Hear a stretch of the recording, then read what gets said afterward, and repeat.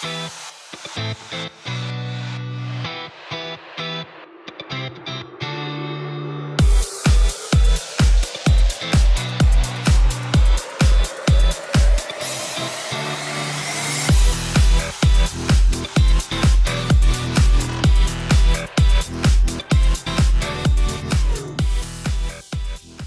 think we'll go ahead and get started. First off, thank you so much for coming out, everyone. I really appreciate it.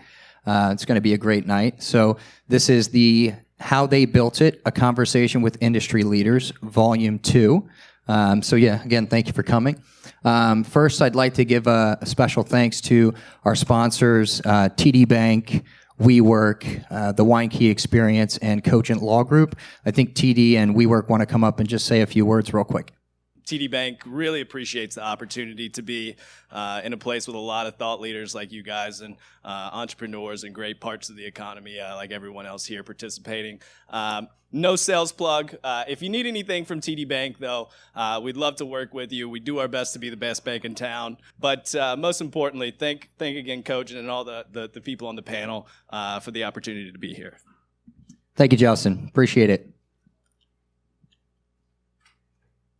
Thank you. Hi, guys. I'm Michelle, and I'm the community manager here at WeWork.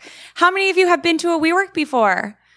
Awesome. And I've got some of my members on the panel tonight, so I'm so excited about that. So those of you who have never been here before, WeWork is a collaborative workplace environment that we really create the workspace around you to allow you to create your life's work. So anything from a small one-person company to huge more than 100-person companies are welcome here at WeWork. So I hope you all enjoy the panel tonight. I'm going to have these trial day cards here. They're at the front desk. You can grab them on your way out. Come back, spend a day with us, drink our beer, hang out with us, and we'd love to have you. Have a great time. Thank you, Michelle. Let's give a special thanks to all our sponsors in WeWork. And Michelle, is the tap open, I think? Yes, the tap is open, and we have drinks too. So, great. So a little bit about me. I'm an attorney with Cogent Law Group. I do corporate transactional work for all different types of companies, some of them being in the cannabis and cryptocurrency industries. I also run a startup called AvantPay, where we are bringing together private and public sector experts in payments, cannabis, and cryptocurrency here in DC. It's an inaugural conference. I won't talk too much about that because Pete, my business partner, is here on the panel, and he'll discuss that a bit. So, So briefly, why I did this event. So this is the second version of the event. I like to, bring folks together to see some of the entrepreneurs, their struggles to success, what it took to, get to the feats that they're at now. And I know they have a lot of lessons and advice to share.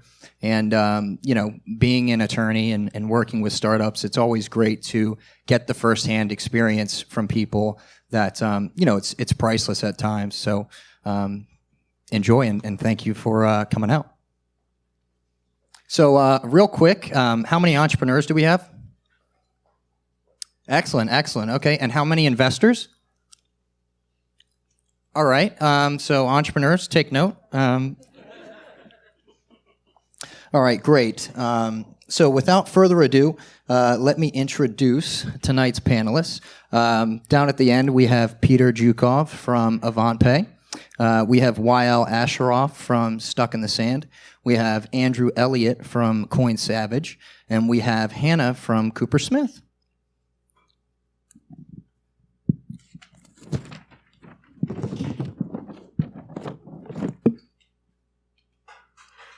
All right, so this is kind of hard sometimes. So panelists, if you can, in 3 minutes or less, tell us what your company is, how you got started, and when you started it. Thank you. I guess we could lead with Hannah Cooper. Yes. Starting with me? Yes. All right, so hi everyone. I'm Hannah Cooper. I'm the managing director and co-founder of a company called Cooper Smith. We're a bit of an anomaly on this panel. Our focus is international development. We're sort of management consulting firm. We focus on improving the efficiency and effectiveness of international development programs. How many of you all are familiar with foreign aid, international development work at all? Okay, a little bit more than a couple, so that's good news. We started our company a little over 3 years ago. We are 7 employees. We have a bunch of consultants, and we have a number of clients, the Gates Foundation, the World Bank, U.S. government, Canadian government, some think tanks. We work all over the world, a lot of work in Africa, in Malawi, Zambia, Cameroon, Rwanda, and then a lot of stuff globally. So that's did I answer your three pressing questions to start? That was good. That was good. That was good. I want to say shout out to TD Bank. They own the mortgage of my house. So, and also they're Canadian, which I am too. So shout out to them too. All right. Awesome. And when did you start Cooper Smith? So I was at the State Department and left in January 2015 to get things up and running. And then my business partner joined me in August 2015. So almost hitting sort of 3.5, 4 years. Almost near the 5-year hump. Great. Yeah. Excellent. All right. Let's pass the mic down to Andrew here. Okay, thank you. Coin Savage started in September of 2017. Our tagline is, we allow you to auto-invest your spare change into Bitcoin and other digital assets with the help of our analysts and content network. But we weren't always that. When we first started, it was a 2-person show, myself doing the financial analysis and my co-founder building our website. We found a gap, which was there were many other analysts in the sector, in the space, that wanted to differentiate themselves, and you really can't do that other than yelling really loudly on Twitter and on YouTube. So we pivoted to a platform and built a ranking API that allows those analysts to be ranked by their performance, which allows for differentiation. We've also built data products on top of that, like trade alerts. And recently, as we've added the other half of the platform, the auto invest, to create a wider spectrum of investment platforms. So now you can auto-invest your spare change and pick those allocations by interacting with our analyst network. Thank you, Andrew. More questions to come on that. Thank you. Hi, everyone. First, I want to say thank you to everyone for joining us. I appreciate the audience and letting us share our experiences with you. My name is Ashshowwaf. First name is Weil, like it's been a while. Last name is Ashshowwaf, like a show off. No one's ever made fun of me for that before. And the name of my company is equally quirky, Stuck in the Sand. We are a hyper-learning community, accelerator, and creative agency. So what does that mean? We build ventures. We look for ultra-early stage startups, people that are in the ideation stage, and we help them take that idea that no one cares about and get them to a space where someone cares about it. We focus a lot on underrepresented founders, so people either from lower income communities, female founders, or I don't know what the PC word is, but minority groups that we work with a lot. So why did we start our company? I was in banking, working for Fortune 500s for 15 years with HSBC. I spent a couple years with Pepsi and with Walt Disney World. After 15 years, one day I literally quit my job and joined a startup with no salary, where everyone was half my age, to the delight of my wife and my parents, and I promised I was not having a midlife crisis. But I got to learn everything about tech, and from there I decided I love this space and I wanted to work with founders to help them go through the journey that I've been through and achieve their potential. Thank you. So my name is Peter, and like Josh mentioned, I started AvantPay with him. This was back in November, so just a few months ago. We've been doing a lot of back-end stuff, getting things ready, getting the venue set up, which is the Omni Showroom Hotel. And we just publicly launched last week. So follow us everywhere on social media, please, and get news, and thank you. Our third business partner is somebody I worked with at a previous startup. She's a full-time product manager at Airbnb. And before that was with Google, one of the smartest people I know. And she was also my wife's college roommate way back when. So that's how we got started working together. So the three of us decided to do AvantPay. And it's really Josh's idea with his experience with Cogent and the cannabis and crypto space. he saw that there's a lot of overlap between them, and really the overlap happens around the payments regulations. The cannabis industry has their challenges with not being able to access banks or payment processors. They really have to deal with cash mostly. Then on the cryptocurrency side, they have their own challenges of not being accepted as forms of payment at stores due to various technical reasons or regulatory reasons. So we found that some cannabis companies are using some cryptocurrencies for payments to kind of avoid having a lot of cash on hand, which makes them targets for criminal activities. So as both of these industries kind of mature, they're maturing along parallel paths, and we thought this would be a great opportunity to get all the experts together, both on a public side, from the government side, and the private side, meaning the companies and the banks as well, get them together to work together and figure out the regulations and laws and policies that will happen here eventually. These changes will happen in the next few years, so we just want to be the place that people come to gather and help solve that problem. Thank you so much. Couldn't have said it better myself. One of the, not to talk too much about AvantPay, but one of the great things we're doing is we're getting the regulators and the business owners in the same room, like Peter said, to progressively promote regulation that's not going to inhibit innovation. So we're very excited about that. All right. So I have some questions for Hannah first, I think, and then we'll make our way down. Hannah, I know you had a star-studded background, but I didn't know, to what extent until you agreed to be on the panel. Can you walk us through how you got to DC, your experiences at the Department of State, World Bank, and other large organizations helped you get Coopersmith off the ground? Sure. So I came to DC as a Canadian political refugee. I was a political staffer for Canada's International Development Minister. And in 2006, there was an election and our party lost, so we all lost our jobs.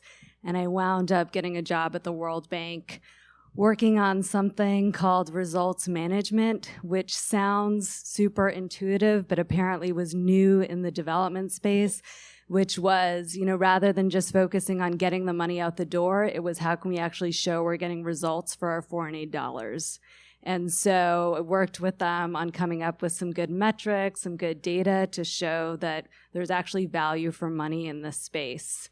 And so from there, I wound up at the State Department working on an HIV program called the President's Emergency Plan for AIDS Relief, or PEPFAR, which is the largest single-issue development program in the world. So it's $6 billion of your tax dollars going a year to HIV in Africa.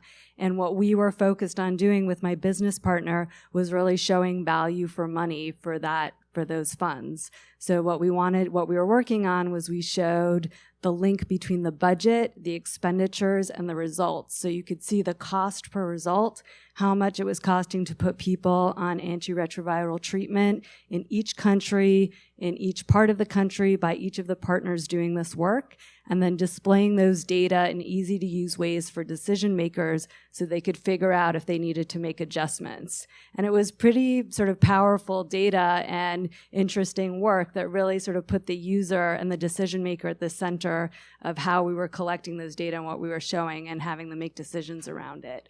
I was working with my business partner, Tyler Smith, who's a health economist, and we thought, we could probably do this ourselves. And there's probably a bigger level of interest in a market for this, particularly with some African governments. I mean, we were doing this with the US government, but there are probably other people that want to do this. So we carefully laid the groundwork and very cautiously, I might add, decided to make the jump. So we had another colleague at State who had a tech startup back in the 90s who was egging us on. He had a totally different approach from us, which was took out a ton of loans, hired a ton of people, did a lot of software development, and ours was the opposite. I mean, we just got to 7 people. We secured $5 million of funding before he left State. We were super, super cautious, and that's kind of been our approach. And I think maybe our success, a reason for our success to date. So that's it. Wow. Thank you. So I actually had I had a funding question, but you know what? I'll hold off on that. I have a logistical question for you. I know that you and your team have boots all over the world, like you said, in some parts of Africa. How is it managing people from, you know, a WeWork office in DC to making things happen in Africa?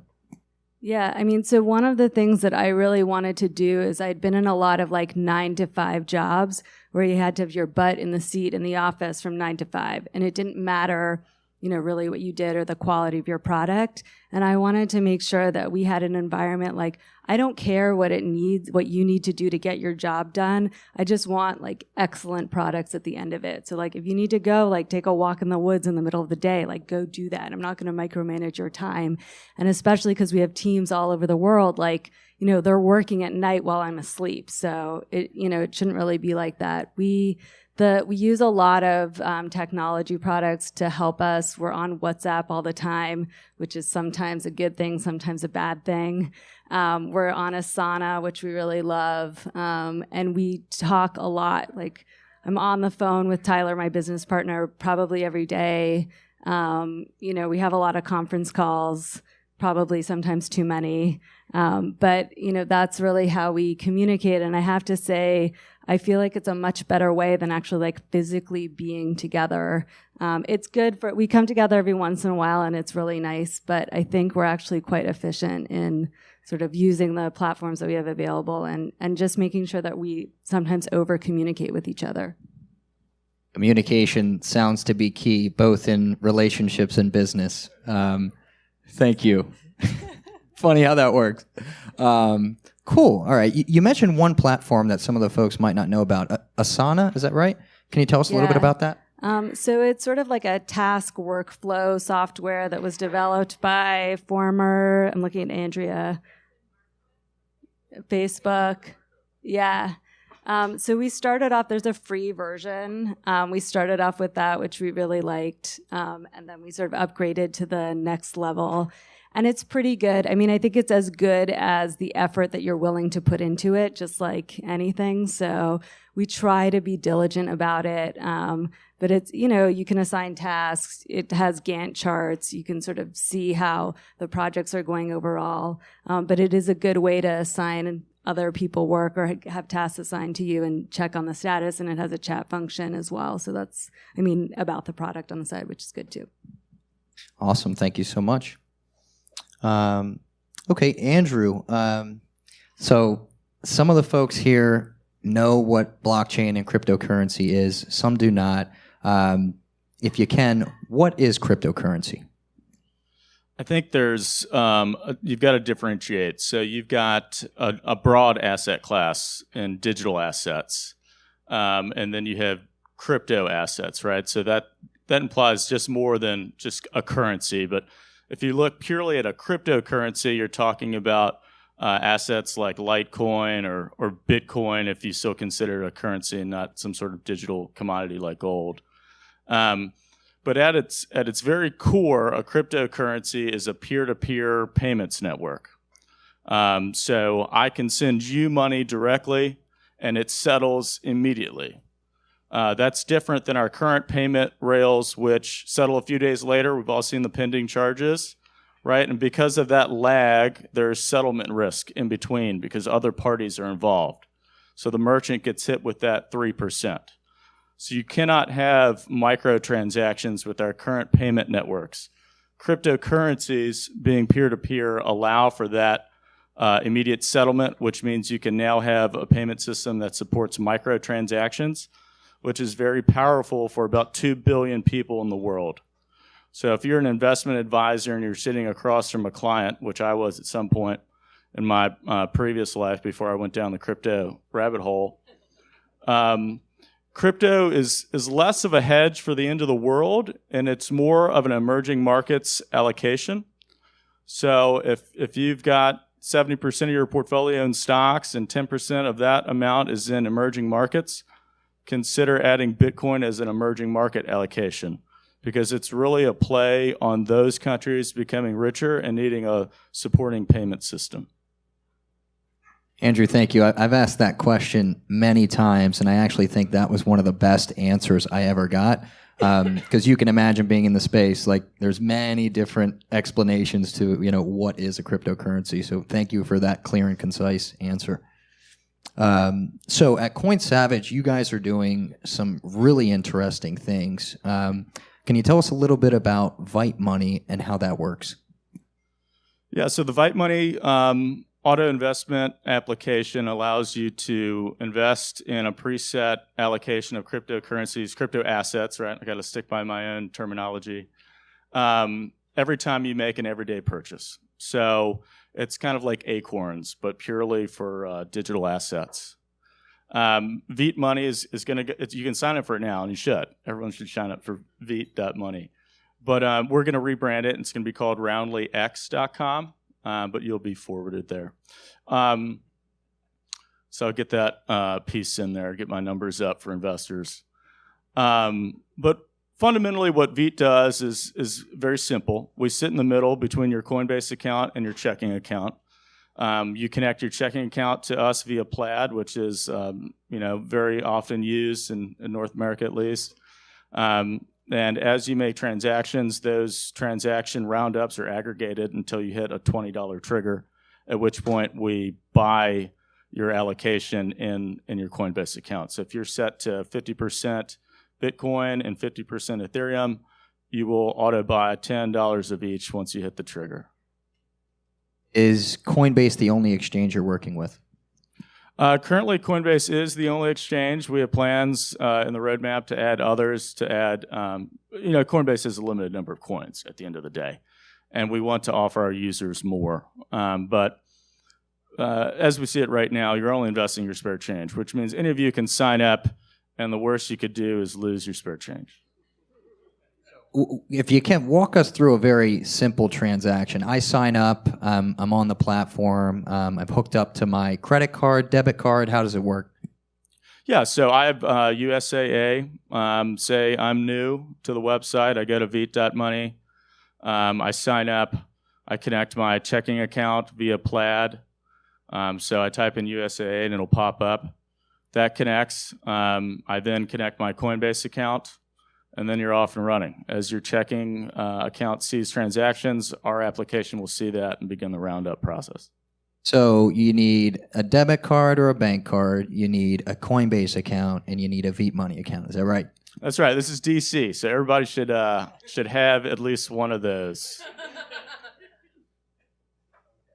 Okay, thank you. This is really good because, a lot of people...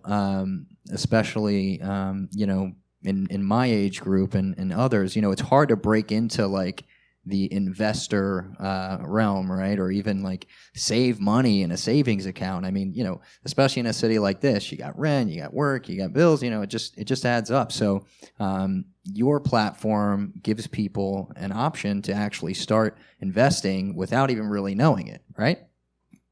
That's right. I mean, our platform makes it easy. So it's a new and exciting and super volatile asset class. The world is not going to get less digital, right? So we're not going to all go back to buying newspapers or not watching Netflix, right? So your assets are going to go the same way. And as that happens, you're seeing the first bit of that with cryptocurrencies, crypto assets.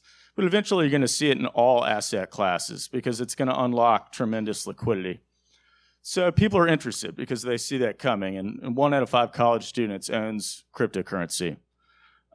So you've got a demographic like that that's used to these roundup apps like Acorns, and that's who we're going after. So would you say that's your major competition then? I don't see them as a competitor, mainly because they built a business around equity investing, and they're going to be pretty careful about how they enter a new asset class. I think they might offer access to Bitcoin, but we've got full spectrum. So, if they'd like to buy us out, that's cool. If any Acorn members are in the crowd, speak to Andrew. Thanks.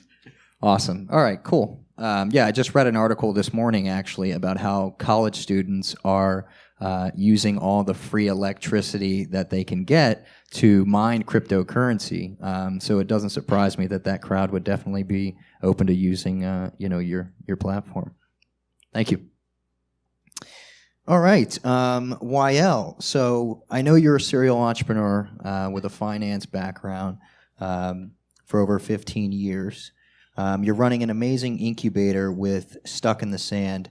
Can you give me some information on how you guys are separating yourself from some of the other incubators in the DC, Maryland, Virginia area? Sure. So for us, what we really try to focus on is the ultra early stage. So again, people with ideas that may have not fully developed them and are looking to get themselves to an idea where people care about them. But the key thing that we really, really focus on is, instead of having an incubator where we're doing all these soft skills, like, oh, how do you do marketing, and how do you sell, and how do you build a mobile app, and then we spend 2 hours talking to them, and then afterwards they're like, okay, cool, so what do I do now?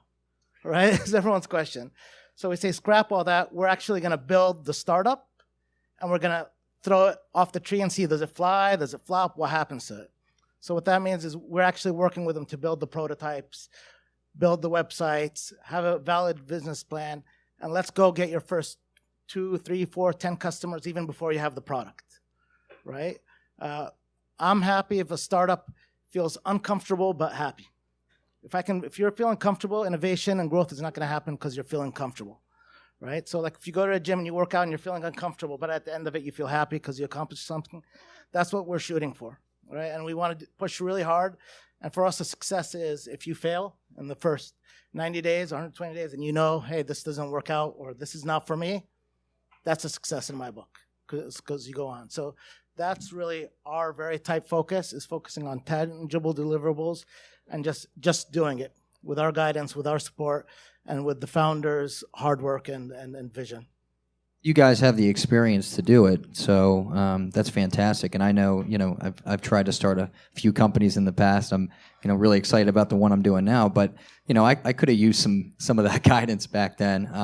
And it's kind of hard. Like, a lot of incubators are looking for people at certain stages, right? So, maybe they want X amount of funds being brought in, a certain type of revenue, certain amount of revenue, excuse me. So you guys open your doors to a lot more people than the average incubator. We do. And in fact, even every Tuesday, we just have an open house that we call Unstuck Tuesdays, where anyone can attend. The only thing we ask is they have an idea and they have something they're stuck with. And if one person attends, they get 2.5 hours with our whole team. Let's work through your problem. And if 30 people attend, we round table it and work with everyone who's there. So that's the barrier we're trying to overcome, is that first step, going from 0 to half, not even 0 to 1. Like, how do I just get this thing rolling? It's funny you say 0 to half, because that's the hardest part, right? Is even crawling. I mean, you have the idea, you have it in your mind. Like, how do I execute, right? So your shop is a great place to go to do that. And I've been into your Tuesday meetings, and it's great. I was there with 4 other founders, and everybody just, hey, this is what I'm doing. This is how I want to do it. What do you guys think? And you have a finance guy. I was a lawyer. You had an investor there. Yep. It's a good mix of people that you don't really get to hear answers from that early on, right? And it's totally free every Tuesday morning. So definitely check it out if you guys have an idea. Okay, YL. So I have probably the best question for you. When you're analyzing a company, what are the questions that go through your mind, and what are the answers that you're looking for to those questions? That is a good question. So when you're dealing with a very early stage company, the idea actually matters the least to us. Because the definition of a startup is, I'm trying to find a customer segment and a sustainable model to generate revenue. You don't know what that is. You have an idea. Maybe I want to make tuxedos for puppies. And I think that I want to build this great app that does that. I don't know. Good idea. Right? But at that point, what I'm looking for is, one, do they know how to fail well? Right? Because the definition of you finding something is trying things that don't work. So there's people that come that have been very successful, and they're just like, this is going to work. I know what I'm going to do. And then we start digging deeper, like, what have you done? Like, taking risk? What have you failed at? And there isn't a lot to it, right? For me, that's a red mark that you need to be flexible. You need to be counterintuitive. You need to be able to go against your own judgment so you can actually try things, especially if you want to do things in a short period of time. So for us, the founder is really important. And the second thing we look for is, do they have skin in the game? Is it painful for you to fail? Doesn't have to be painful like I'm going to be homeless and I'm going to be on the street, but it has to be painful enough where, like, fine, just go get $1,000 from family. So that someone's going to tell you, hey, you keep doing this, right? So most of the time when startups come to us, we give them a little bit of homework to do before we take them on as clients, right? And it's usually something achievable, but just to make sure like there's something in it for them. Excellent. Yeah, that totally makes sense. And the skin in the game comment is not just with startups. It's with all companies, especially when I meet with people. I'm like, hey, do you have skin in the game? So that's a great point. Excellent. I'll add one last thing. I love people that are also like, they're a little bit rebellious or counterintuitive or not scared to just be whoever they are.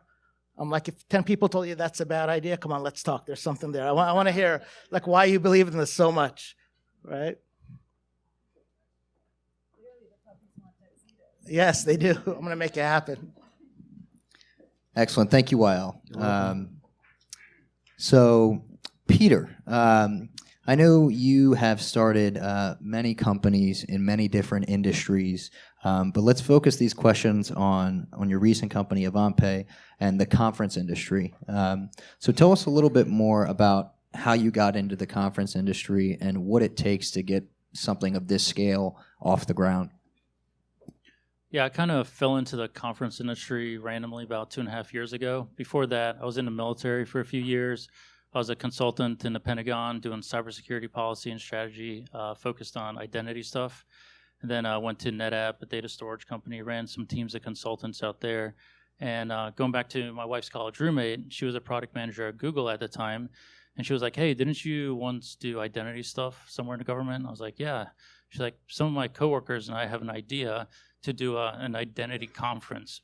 There's nobody really focusing on identity as the core subject. So why don't we do that? And I was like, Google people going off to do a company? Sure, I'm in. Like, why not? So she kind of walked me through the business plan. I was like, hey, conference business model works, the revenue streams and all that. So I came on board as like the military guy to do operations basically for the company and run the company, execute the event and things like that. So did that for 2 years. In the second year, we got 1,100 people. So we grew it really quickly. They're out in Vegas this year, doing it even bigger. And just kind of lucked into it and found that it's kind of cool to go network with people, get people to come together and see all sides of, like, everybody kind of wins. Sponsors get something, attendees, speakers, and all that. So just kind of lucked into it, I guess. Awesome. Yeah, it's definitely nice when you luck into a new company and there's Google folks around, there's Airbnb, and you got a good solid base to get off the ground. I know from working with you, it's just class. You know what I mean? It's very organized, and I guess being organized is a great key tip to all the other entrepreneurs out there. Organization matters, so remember that. All right, Peter, cannabis, cryptocurrency, how do these things all tie together, and why are they important? Yeah, I guess not to repeat myself, kind of covered that earlier, I think, with the whole payments overlap and the regulations coming up and things like that. I think it's just that both industries are growing. It's going to happen, and we just want to be there and help people figure it out. I mean, I don't know, not much more to say than that. Sure, Covered sure. So for the folks who are just now getting into these industries or hearing about these industries, Peter, should they dive in? Should they invest? Should they at least do like an informational,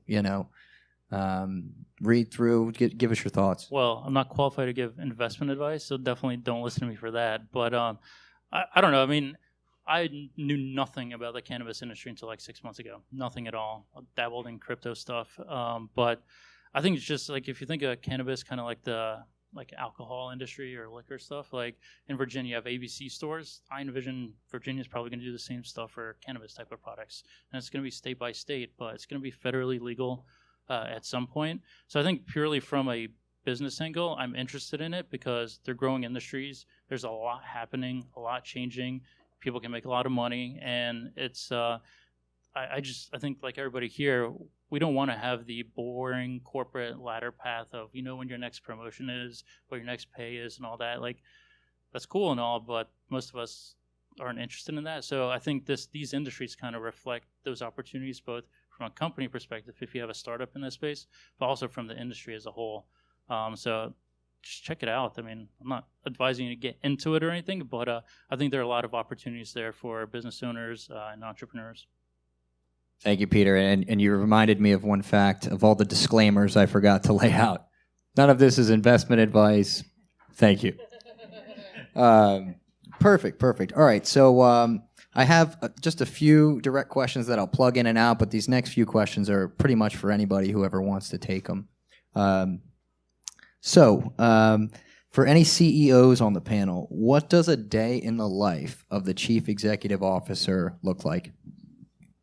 Since you gave me the mic, I'll try to do it. A CEO is, like you said, Chief Everything Officer. So really, there's a million things that you plan to do, and you probably didn't do it, and you just want to keep getting to it. So mornings are phone calls, emails, chasing people to do things that they should do, and multiply that by about 8 hours. By the time I'm done with that, then it's like, okay, I've done all this great thing. I've talked to all these people. Oh, crap, I have to sit in my office and actually get this done with everyone else. So it's a lot of just making sure that the wheel is turning. I'd say the number one skill a CEO should have, one, is taking things that are complex and making it simple so people can do it. And two is just taking action. So not having meetings where you're just talking to people, your team, for an hour and then walking out and there's nothing behind it. Instead, talk 5 minutes and then so people can actually get things done. Excellent. And you talked about getting things done, right? I think I read a quote by Jeff Bezos. He said, if I get one thing done in a day, then that day is successful. Do you think he's right on that? I 100% agree. I have a thing I do every morning. It's called the 5x5. I write 5 things down, and I want to check them off my list by 5 o'clock. So just 5 little Post-its right on my monitor, and then I just peel them off, and I feel really bad about it if they're still there at the end. Yeah. So, but that's a little trick to try to get myself to keep moving forward. I make to-do lists too, but I haven't tried the 5x5. I'll try that out. I love Asana too. Yeah, we say in our team, if it's not on Asana, it didn't happen. So it's a good tool. You could say that keeps everybody accountable then. Yes. Okay. All right. All right. So this is for anybody. What is one of the most valuable lessons you've learned from running your business, and something that you wish you knew then, or excuse me, something that you wish you knew now that when you started?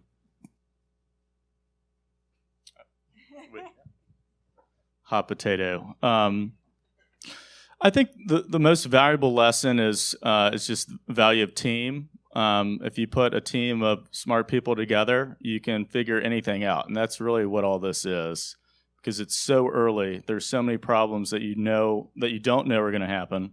You walk into it with some known problems, but it's the unknown unknowns that are going to catch up with you. And if your team isn't strong enough and doesn't have complementary skills, it's just going to be really hard to just figure stuff out.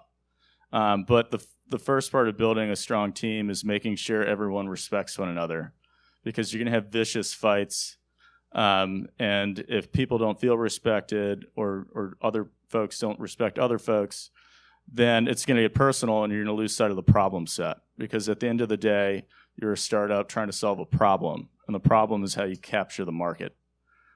So people start taking things personally because there's a lack of respect, then you're going to lose the team, which is the most important thing.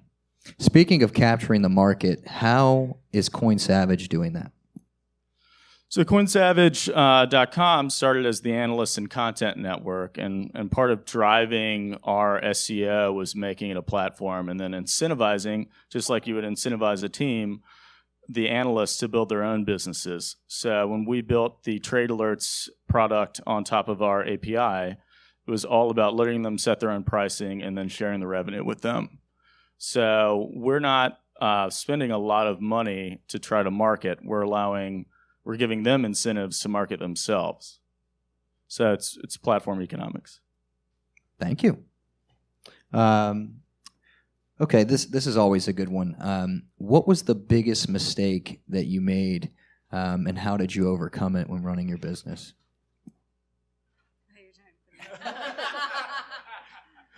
Is this okay? You want me to answer it? It's for anyone. It's anybody question. The biggest mistake. I think early on we did not have process, so we floundered a little bit in the first few months. Without process, you can't figure out what works and fail quickly. So you need that process. And if you just have an idea and you put some money together and start building stuff with no process, then you're just going to spin your wheels. Excellent advice. Thank you. This is another anybody question. What did it take to get the first sale for your company? Yeah.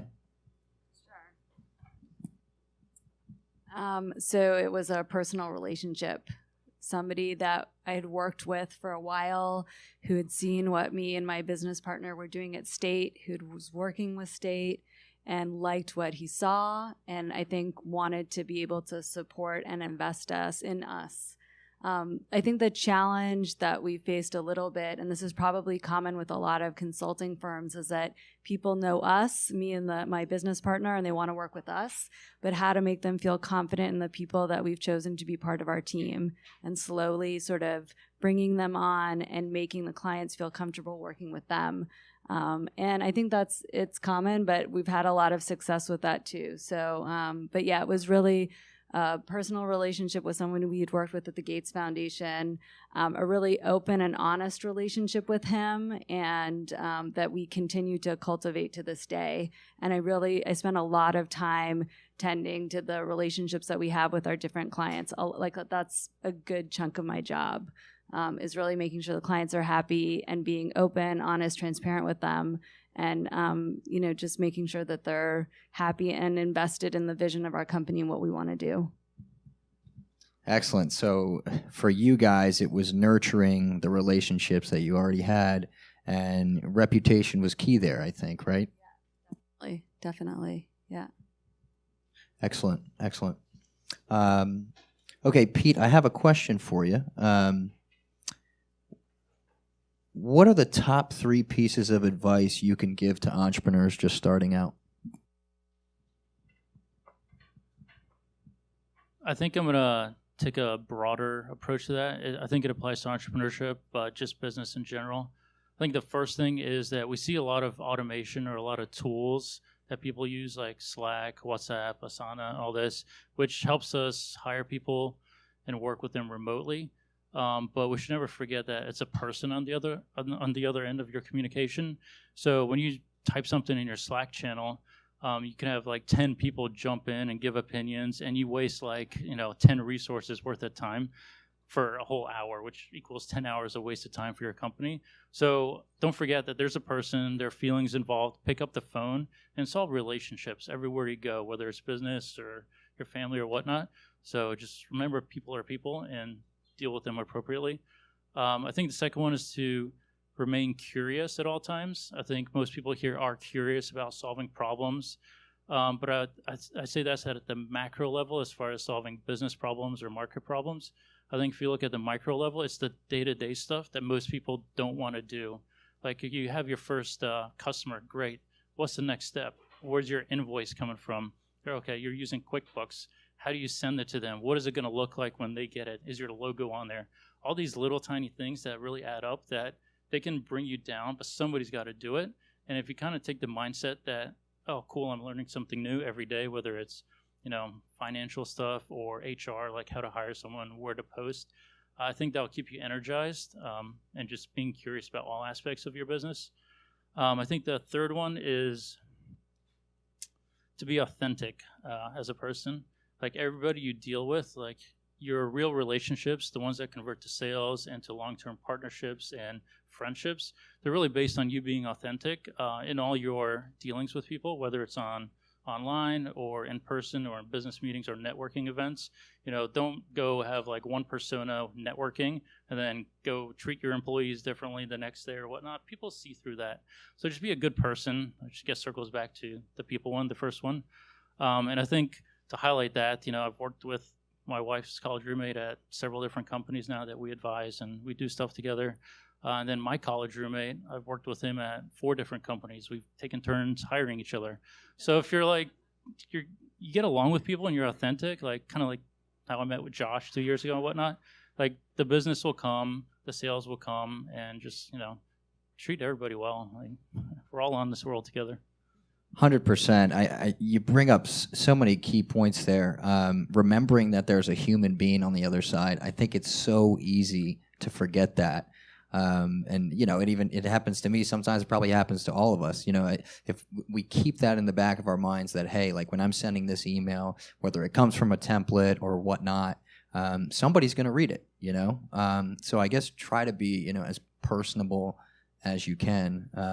And just to add, with those sales templates you send out, like personalize them. Like, come on, like think of like. Yeah, and think about exactly. And think about like what would that person gain from helping you? Like you're there to help them. Like that's how you're gonna sell someone. Like don't be pushing your product or service. Like what are they gonna benefit from it? So right, the value has to go both ways, right? Could I just please comment on this point of like think about how you're gonna help others.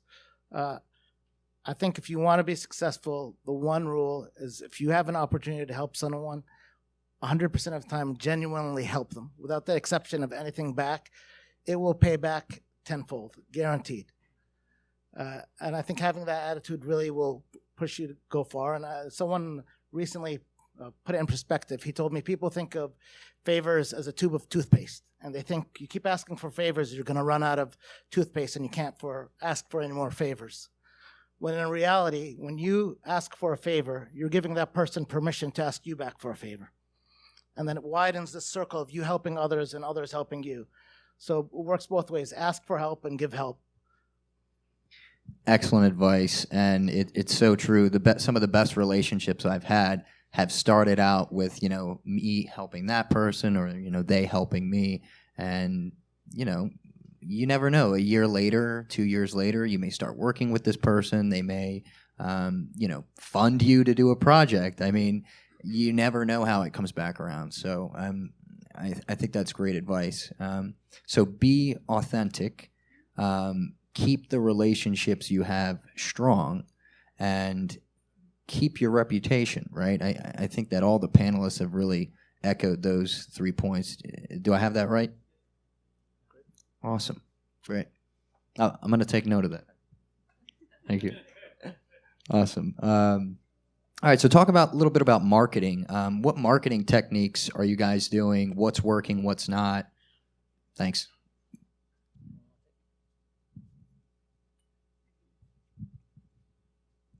What is not working? Our podcast. Man, that thing took so much work and it was not worth it. It was one of those things at the beginning. Such a great idea. We loved it. We did 3 episodes. We had awesome guests. It took a gazillion hours to edit and splice and to get the sound quality right.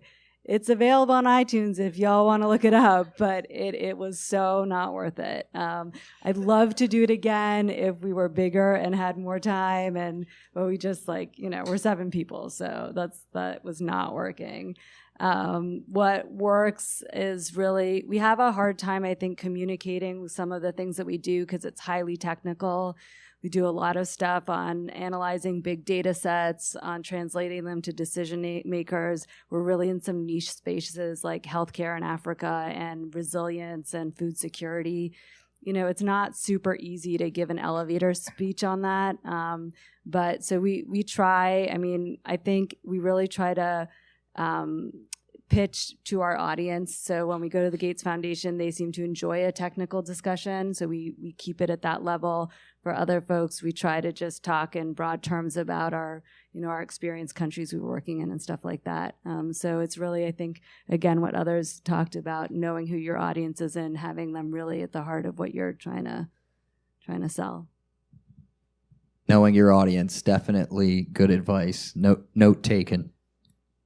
I think, I know you guys are in different industries, but you and Andrew kind of share a similar problem where cryptocurrency in some people's minds is so out there, and when you get into like, master nodes and mining, it's like it just goes over people, so interesting. Does anybody else have any marketing techniques that they'd like to share?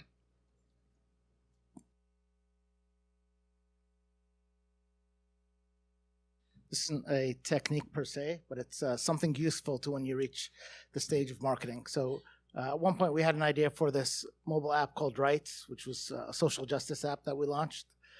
But there's a point between when you have the idea to the point where you're going to actually do the idea that's very useful and often missed out on. And that's the point where you start just talking to people and telling them, hey, I have this idea. What do you think of it?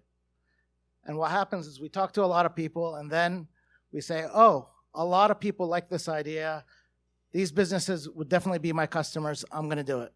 And then you come to us to invest in you, and we say, what's a lot of people? 10 people? 5? 100? Who are the businesses? Who are they?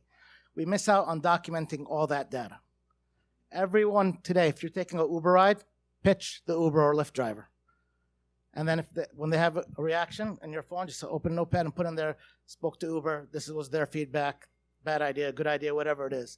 By the end of this process, you're going to have a data set where you can sit in front of someone and say, no, I spoke to 250 people over the course of 4 months. This is the results I got. This is what I'm going to do next. That is a much more intelligent way to approach it than this feeling of like, I know a lot of people are going to, help us. And that's going to help you even with marketing, because you're going to know who's interested and who's not and what worked and what didn't before you've spent a dime or even had to do anything that, cost you money out of pocket. You brought up, I'm sorry, please. Just add on the survey piece too. Google Surveys is a great tool to use. You can go segment the population and get some pretty good feedback for a decent price. I'll add to that. We're recently started marketing for the VDAP, and I think, no matter where you are in the stage of your startup, it always pays to never forget the business canvas. Like, you have your segment, right? So test your segment. For $5, we ran, for $10, $5 into each market, right? So we just tested, okay, static image versus video. Same demographic in Richmond Metro versus same demographic in DC. $5 ad spend for each. Tremendously different cost per click, DC to Richmond. Like, DC is like 27 cents for us, cost per click. It's like nothing. Richmond's like $5, like one click out of the whole thing, right? So, yeah, just always test stuff. And you don't need a lot of money to test stuff. Thank you. So you guys brought up a few really good points. One thing I wanted to touch on is there's some schools of thought that say you shouldn't tell people your idea. I am not in that school of thought. And I tell people, look, you got to talk to people. You got to start getting it out there. You got to get that feedback. Even if you're working on something that you plan on patenting, you don't need to go into the technical details of how you're doing it, but you want to at least get feedback. And I think getting feedback from the start is one of the best things you can do, especially before you start dumping a bunch of money into your project, right? Funny story. Doug and I went to Georgetown Business, and we took a class called the Startup Factory. The first day of class, you got to walk in with 3 business ideas. So what did I do knowing nothing and being kind of paranoid? I went and I wrote them down on a piece of paper, and then I got it notarized at a bank. I was that weird about it. That's hilarious. That's ridiculous. Yeah, totally ridiculous and extreme. You don't need to do that. You can tell anybody your idea. 1% of people will ever execute on anything. And if you're ready to go, it's all about execution. I love that story. That's awesome. I think also to add to that is, don't ask investors to sign an NDA before you talk to them and tell your idea. Like, they'll just laugh you out the door. Because again, like Drew was saying, very few people actually start executing, and then to actually execute successfully, that's the hardest part. Like, anybody can have an idea and start something, but the execution of it is really, really hard. It's so true. I think somebody's flying a drone over there, but no, I mean, executing, like people, they have the idea, they're like, oh, I want to start a company. A lot of people don't have any idea how much work it actually takes to get one of these things off the ground, right? I mean, just from, having meetings, having calls, having emails, following up. I mean, before you even start really developing anything, right? And I think, that's why a large number of businesses fail, because they just don't even know what they're getting into prior to starting. But actually, one key point I did want to make. If you are talking to someone who has a boatload of money, don't give them every detail of your business, because they may be able to just hire some people to do exactly what you just told them to do. So that's my one caveat. I was going to say, I think it's more of a fine line. We've been in situations where we shared stuff with, they're sort of frenemies, competitors, yet potential clients. And then, a year later, walked into a meeting where they presented the exact same thing as we did a year before. So, that's nice and we were happy, but like they didn't cite us. And that's kind of like, okay, that's interesting that you guys did that. But the other thing I was going to say is about the importance of documentation. And, we do a lot of stuff around like data janitorial work, which I say to Tyler, like, never say that. Nobody wants to pay for janitorial work. Like, don't do that. But just like documenting, sharing, doing things that we feel are sort of obvious and everybody knows, but just like documenting, putting the product out there seems to have a lot of value and really resonates when you can put stuff actually physically in front of people. So we've done a lot of that too. 100% and totally agree. Getting an actual, whether it's a plan, a product, like in someone's hands, that's what it takes. So, excellent. All right. I know I want to open up questions to the crowd in a second. So 2 last questions. What books are you reading right now, and are any of you hiring? So this is going to go down the line.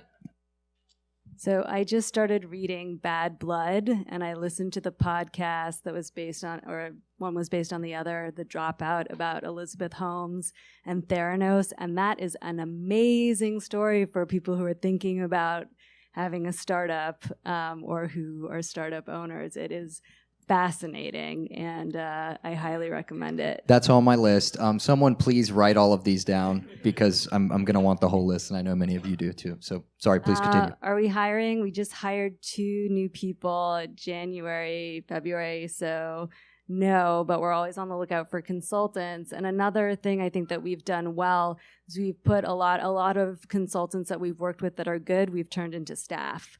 So that's been a great way to test people out before making them an offer. And I've actually been surprised by the number of people who are interested in that. I think especially these days, young grads who want to get their foot in the door, who are open to more of a flexible working situation.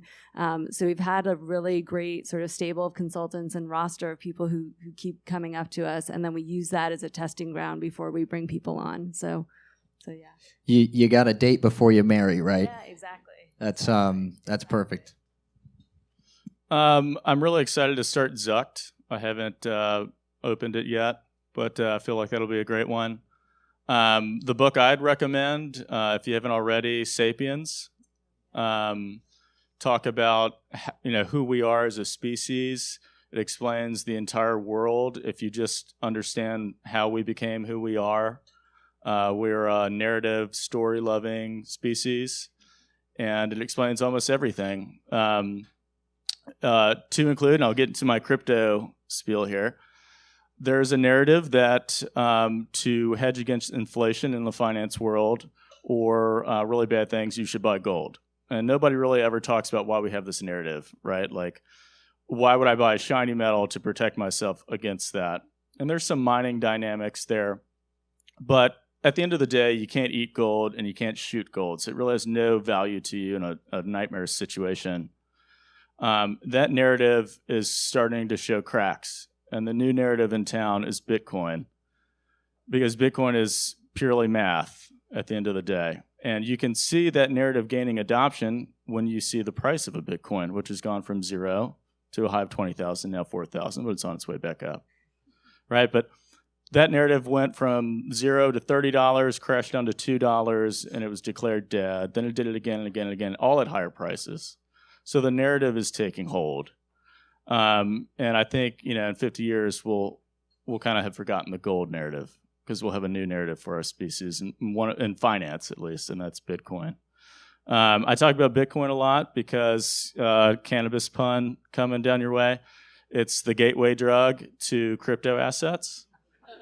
So with Veet.money, you can play around with a little Bitcoin with your spare change, move it around from wallet to wallet, and get an idea of how all this stuff works. And that's your gateway drug. This is being recorded. This is so perfect. Bitcoin is the gateway to digital assets. I love that. I haven't heard that yet. Perfect. Thank you. So interesting question you ask about what books I'm reading. We're in the process of putting together a startup library. So I'm trying to find about 100 to 200 books. So what I've been doing is reading the first page and the last page. And if we like the book, then we're putting it on the list, right? Or if people have books to recommend, then we're adding them. But a book that's really practical and I always go back to is Traction. And it's basically a very practical book with a methodology on how to get customers, even at a very early stage. And I just find myself going back to that again and again with a lot of the startups that we work with. And just to remind myself when we're losing focus on like just working on one sales channel to work on another. So it's a very good book, not as philosophical or as deep as Sapien, but it's very practical. And as far as hiring, yes, we are hiring. We're looking for people either with experience in the startup ecosystem, UI, UX designers, software engineers, few interns, and most importantly, we're looking for startups that want to participate in our accelerator that are a good fit. So if any of that sounds interesting at all, please go to stuckinthesand.com and you'll see a career section on there as well. And as well, we're looking for some people with some legal background for our Rights app, REYETS, which is the social justice app that we're building. So I think you'll see a theme with me is people. The book I'm reading now is Leaders Eat Last. It's a great book about leadership and taking care of your people and things like that. So I highly recommend that. As far as hiring, I'm always looking to meet good people. I do work with and help several different companies. I'll be joining a VC firm here soon, and they have a bunch of openings with some of their portfolio companies. So I just like to meet good people, and I'm sure there's a position for you. I mean, and for AvantPay, Josh, sorry, I should plug AvantPay. I guess we're looking for a salesperson that can help us reach out to attendees and to companies to have them participate in a conference. So. Excellent, thank you. So yeah, guys, if you're interested in a new gig or you know someone who is, just come up, speak to us, drop a business card in an email, and we'll see what we can do. All right, well, I guess we'll open up questions to the crowd. I think we have one in the back here. I'm going to pass my microphone around. I can talk about it. Oh, okay. All right.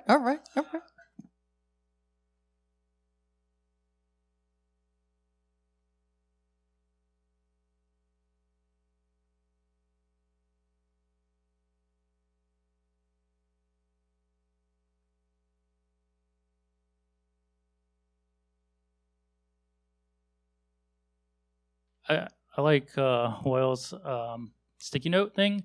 I personally live by adding calendar reminders for myself of things to do because I will forget during the course of the day, and making daily tasks.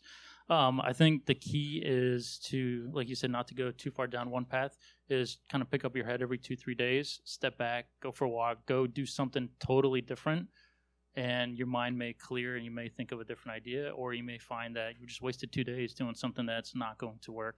So it's important to not burn yourself out, have hobbies, spend time with your family. And again, I guess my same theme here, but just you need to be well-rounded because that will, I think, give you ideas and lead to success. Well, I'll add on to that. I think being busy is a choice. And we all kind of treat it as like something that happens to us, but it's something we choose to do, to be like very busy. So I like to force myself to, if I'm super busy and I have too much to do, it's always like break the monotony.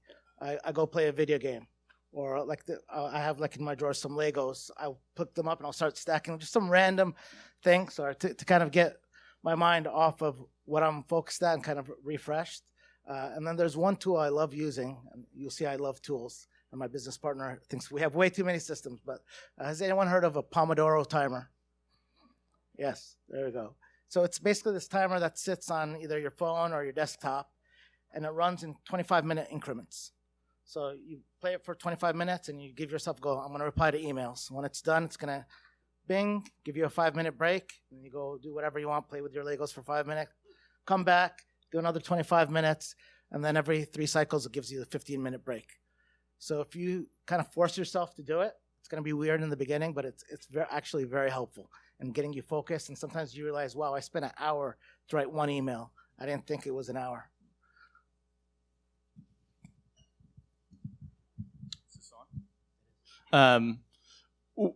We use our Slack channel. We have a morning tag app where we talk about what we did yesterday, what we're doing today, and any impediments to our progress of what we want to knock out.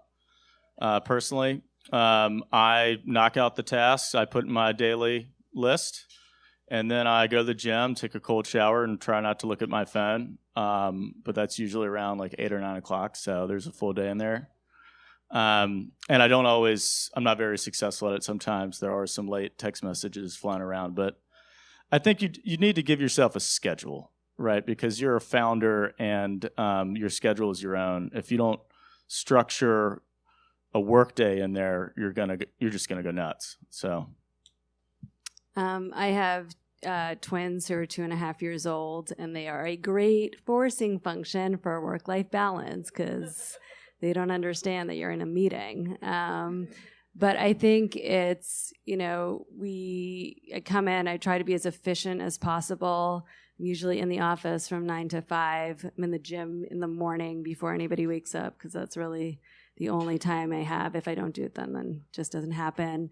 At night, get home, 5:30 to 7:30 is time with the kids. Not like very much not on the phone. The phone is nowhere near me at that time. Everybody kind of knows that that's what's happening. I'm spending time with my family. If I need to get back online after a bit, I will. But we try to be a bit conscious of the work-life balance issue because people are working overseas in different time zones. And it's really easy for like our day to slip into their night. And our colleagues over there will be like, we try to not schedule calls with them past like noon our time because that's 7 p.m. for them. And and it's the same thing as others said about scheduling and stuff. So like my business partner will schedule and like he goes to yoga at a certain time. But also I think we're just pretty honest with each other and the whole team, like when people need breaks and time and like what do we need to make sure that we're successful. And like if you need to take a break and go have time off, like we will figure out a way to make that happen for you because we want us to be successful as a whole. Just to add to what you two said, I think you also need to be aware of the fact that you need to lead by example. Other people will see what you're doing, and if you're working crazy hours, they'll feel like they need to, and that just sets a terrible example of burnout for the entire company. So don't always answer the email immediately. If it's not urgent, wait a few hours, because then your employee will be like, okay, cool. They got other priorities. They'll know you're working. Like you don't need to prove to someone that you're working. So just set a good example as a leader to have that balance.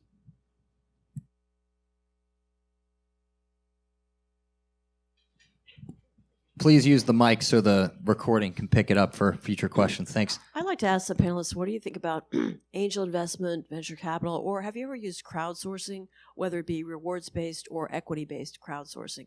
And what's your experience with that? Thank you.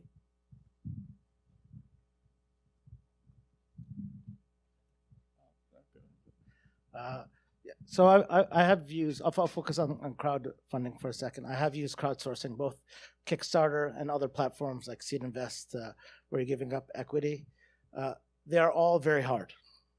And so the secret to actually doing it is before you ever launch that campaign, you need to build a significant mailing list of people that you're going to hit up as soon as the day you activate that campaign, in addition to having some money already pre-committed before you do the campaign. So most of the time what happens in crowdfunding is you want to so say you really wanted 100,000, you're maybe going to shoot for 50,000, have 15,000 of that already pre-committed through family or friends or people you've talked to, have that mailing list ahead of time that you can go and email, 2,000, 3,000 people the day you launch the campaign and go off to the races that way. So the campaigns that overperform, they shoot up to the top, and some certain products types do better than others. But I have not had a campaign where I've just done it and then like, hey, look, we have $1 million in pre-orders for our little doggy tuxedos or whatever. I don't know why I'm obsessed with that, but It's your next venture for sure. I have my experience mostly with angel or seed investing, and I found that it takes longer than you expect. I'm sure everybody's heard that. And you really need to have some kind of personal connection to the person.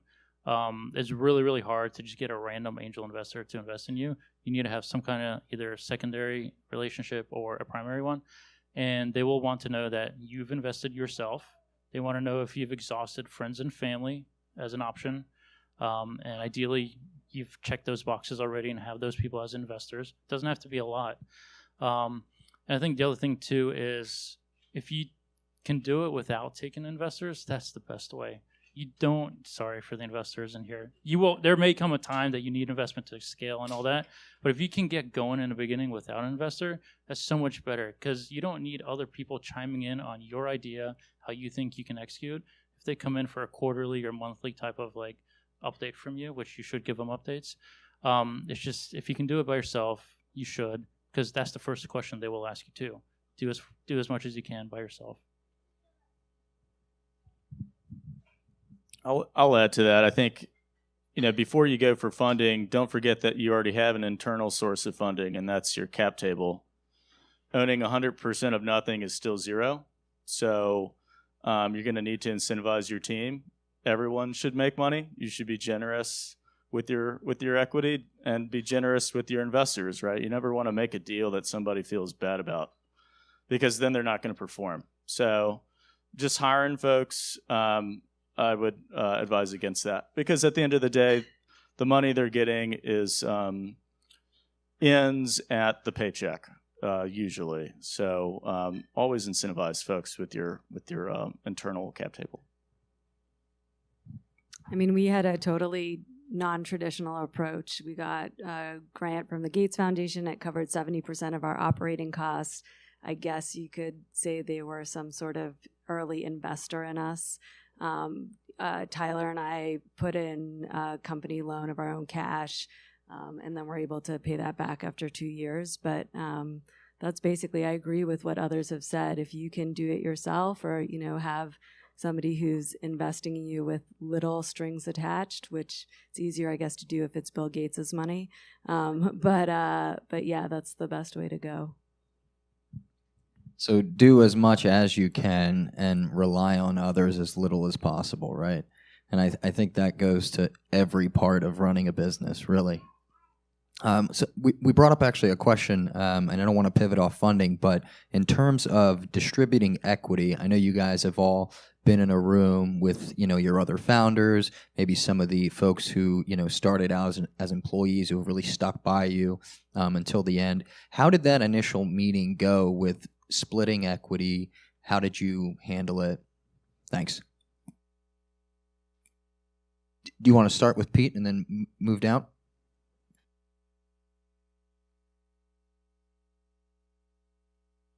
This goes back to being just candid, authentic, and all that, is just have the conversation. It's a hard conversation, but it's better to have that one hard conversation up front so you're all on the same page as opposed to having so many miscommunications, so many small little discussions or whispers later down the road. It just cleared it all out. And I think you just need a balance of everybody brings something to the table, and you don't really necessarily want a co-founder that has the same skill set as you. You need to find somebody that kind of fills your weaknesses with their strengths. So that kind of goes with the equity piece too, is if somebody's putting in money but maybe taking less time and investing less sweat equity, maybe that's worth less than somebody totally giving up their entire paycheck, putting everything on the line, and putting all their hours into it. Maybe that person should get more equity. It's just a conversation you need to have, and just be open about it. Because if you don't have that conversation up front, totally honestly, it's gonna come back and bite you. It will. There's just no doubt. 100% agree with Pete. your mind would be blown at the amount of people that sit and we're trying to help them, and they sit with their partner and they just say, oh, so you want to split? Okay, sure, that sounds good. Without any in-depth conversation at all, they leave, and then, one of the founders that we're advising will tell us, I don't think they should get 50%. They have a full-time job. I'm doing it full-time. They say all this. I'm like, wait, hold on a minute. Why didn't you talk to them about it? Like, I don't want to hurt their feelings. They're trying really hard. You just have to have an open discussion about it. If you can't talk about equity, you're not going to be able to run the company. Do not put it off. I'll raise my hand and say I've personally made that mistake where I've had a very casual conversation with someone, and they said yes, and we agreed, and we put it in informal writing, and it's come back to bite me very hard. So my personal experience, just get it over with and make it very clear. I think an easy way to start the conversation is just, it's a capitalist society. If you risk more, you get more return, and that return in a startup is equity level. So that's an easy way to create at least one filter there. Also complementary skill sets. When Will and I first started Coin Savage, I could do finance and he could do tech. So naturally that was actually a 50-50, right? But conversations since that point, we have a team of 7 done with all equity. And we've maintained, high levels of ownership is what people are willing to risk. And if you want to be a part of something cool that you believe in, but you don't want to risk a lot, then your equity reflects. Yeah, so we're consulting services, so we don't have a product that we're shilling, so it's a little bit different. We went in 50-50 from the get-go. We give out bonuses to staff based on profit and performance at the end of the year. But I think just to the complementary skill set, we had worked together for 2 years before and knew that we were very complementary to each other, both I think in terms of personality and skill set. Tyler is technically brilliant and very creative. I'm, on the management side, I'm sort of more process, and, we just complement each other really well. But I also think, to what everybody's saying about being totally honest, there's no ego between me and Tyler. We're very open with each other, and we try to make sure that, I have a tendency to sometimes not think about what I'm pissed off about and wait a week and then lash out. And I've tried to change that tendency with him because it's not a helpful way to communicate. As soon as something's bothering us, we're upfront, we talk about it, we're honest about why, and we work through it. And I think that's been, a reason for, it's like a marriage, business partnership too. So yeah. Totally agree. I know Pete had a comment. We've mentioned cap tables a few times, and I just wanted to add that when you think about your equity and how you distribute it, you should plan ahead that you need to set some aside for your seed or angel round, set some aside for your Series A, maybe Series B, set some aside for your employees, because you don't want to give out some equity to whoever and then have them later feel like they're being diluted or anything like that. Plan ahead so that nobody thinks that stuff's being taken away from them. They know what the cap table is, how many shares there are, all that type of stuff. Just be open about it. Open and transparent, right? And one of the conversations that we always have with startup entrepreneurs and founders is that, be open with each other when you're sitting there. You're talking about the idea. Look, if you guys want to do 30% each and then leave 40% over for employees, later on investors, great. Let's put it in a founder's agreement. Let's put it in an operating agreement. So later on, there's not a question of, well, you said I was going to get 40, and in 2 months ago you said I was going to. You don't need that, and you don't want that, and those are the kind of things that can quote unquote sink a ship. So one of the best pieces of advice I could give is put things in writing early on, so then there's no questions later. Do we have a question? Yeah.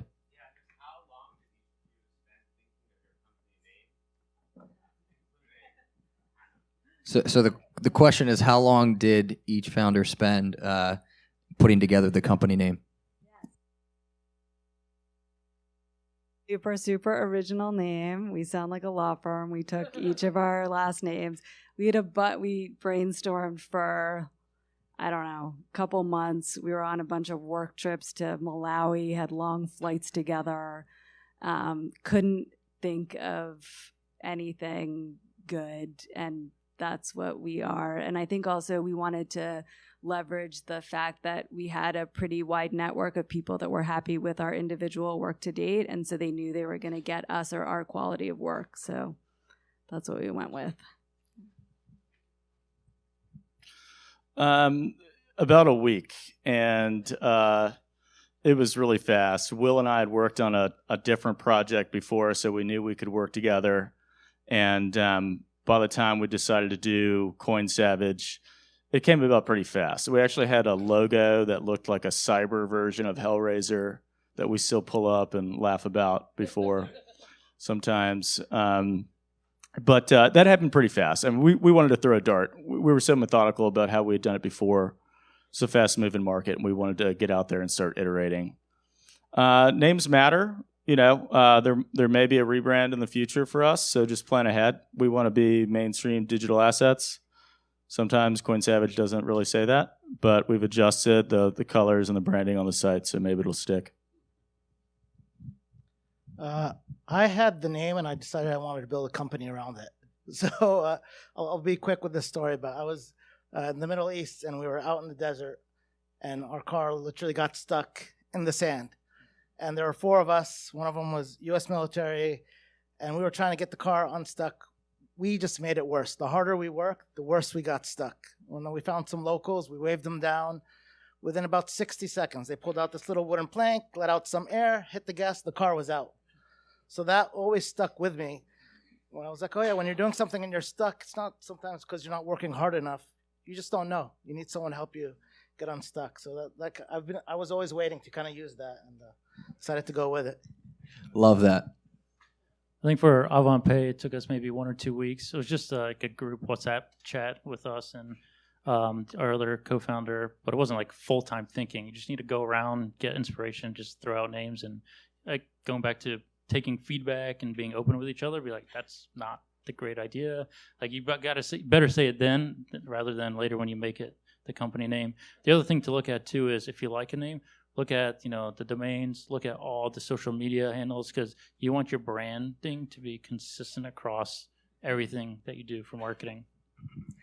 100%, and from a trademark perspective too. Google the name you're thinking about using. See who else is in your industry, what names they're using. Are you confusingly similar? Those are definitely key points to keep in mind. Guys, we have time for one last question, and my friend here had his hand up first, so just going to give him the mic. Thank you for doing this. I think this is absolutely wonderful, and you're giving really sage advice for what you're doing. Our name is Emerald Planet, so my tagline is, for whatever it is I'm communicating with you, as together we create the Emerald Planet. Nobody ever forgets that. So, but going to debt and accruing debt. Many people max out their business cards. I mean, not business card, but their credit cards. They go and they try to take loans. They're doing all kinds of crazy things. And I was raised on a ranch. Everything we paid for in cash. If we didn't have the money, we didn't buy it. And I've run my business for 45 years that same way. And so no debt. But how do you keep people out of that? Because it's just intrinsic in this society is you take debt, you owe money. It's like student loans and all these other kinds of things. So if you had 1 or 2 points to raise with people, how do you, forestall that and keep them out of trouble? And thank you for doing this. That's a great point. I totally agree with. I mean, that's how I advise my companies. How Josh and I are doing AvantPay. No debt, no credit cards or anything like that, because that just puts you deeper into the hole for whatever you want to start next if that one fails. I think you just need to really think through your expenses. Like, you don't need to go buy all the T-shirts to like market. You don't need to do Facebook ads. Like, until you're ready to actually get sales, like, you should not be spending any money. Like, it just, I don't know how else to say it. I think you put it best. It's just like, don't do it. Like, just bootstrap it, work out of your basement, like, or WeWork, Michelle, work out of WeWork. But you don't need fancy business cards to hand out or leaflets or anything like that. Like, just focus on your core business, what you're offering to your customers or clients, and go out and get a few sales and some revenue lined up before splurging on anything. 100%. And please, wow, please.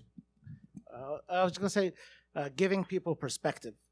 So people think, I need $100,000 to run my company. You don't need $100,000. Maybe you want a website, and you want, like I said, nice cards, and you want all these things that are going to help you run the company. So showing them how much you can do without doing all of that is eye-opening. The second thing I like to do is tell them, okay, what do you want to do? So I've had someone tell me, like, I want to mortgage out my house, and I'm going to sell some of my stocks, and I'm going to put it in my business. And I tell them, okay, let's imagine right now you did that. You just lost everything. What do you do? If their answer is like, I'm going to be upset, but I'll go get a job, and I'll move in with my parents for a little while or do whatever, then okay, then you've made an educated risk. But most of the time, they're like, well, no, this has to work. If this doesn't work, this is my dream. And if that's what you're doing, then this is an emotional decision. And I tell them to really think about that decision hard. Because the likely scenario, not that I'm telling people, discouraging them, is that's what's going to happen. And if you're not willing to live with that, you're always going to make bad decisions because you don't want to take risks. And then you can't take risks, you can't launch a startup. I think testing, right? Before you're committing any large amount of money, you should have tested it. You're a scientist as an entrepreneur. You have a hypothesis, and then you test it in a super cheap way. So if I'm trying to figure out if I'm going to spend a lot of money on DC advertising or Richmond advertising, I do the $5 test, right? I can cheat a little bit on this one because an online business doesn't take a lot of spend to get up. I think at the end of the day, once you peel back all the books you've read about business and all the other kind of BS, it all comes down to two things. Find out what people want and then do more of that, right? That's it. You're just finding out what people want and then you're giving it to them a little bit at a time so you don't overstretch and overcommit to something that fails, like terribly fails. Like there'll be tests that fail, right? But you shouldn't be all in on a test that fails. Yeah, no debt. Absolutely, no debt. I think we waited a long time to think about even a line of credit to get us to be able to make payroll when we had deliverables and bills that had to be paid, invoices that were going to be paid just to get us through those types of things. But I mean, absolutely not. Like we would only do that if we had contracts that could guarantee that. But we've been super, super cautious, thinking about, every decision. We have an amazing administrative director who micromanages and keeps a hawk's eye on the books. And having someone like that has also been invaluable because it gives me peace of mind and I can focus on, the things that I do well, which is talking to clients and stuff like that. So yeah, no, I mean, it's not even something that we really even considered, honestly, because it was just, it's just too stressful, I think. So yeah. So I love the question because it's so relevant. I mean, society is forcing us day by day. We're not even aware of it. Borrow money, borrow money, borrow money. It's crazy. I guess I'm not trying to give financial advice here, but if you have an emergency fund that you can live off of for the next 6 months, if things go south, great. Now put another $10,000 in another account and then start your business. That's probably safe-ish advice, the safest advice I could potentially give there. Awesome. Well, founders, panelists, thank you guys so much for coming out. I greatly appreciate it. And the audience, give yourselves a clap.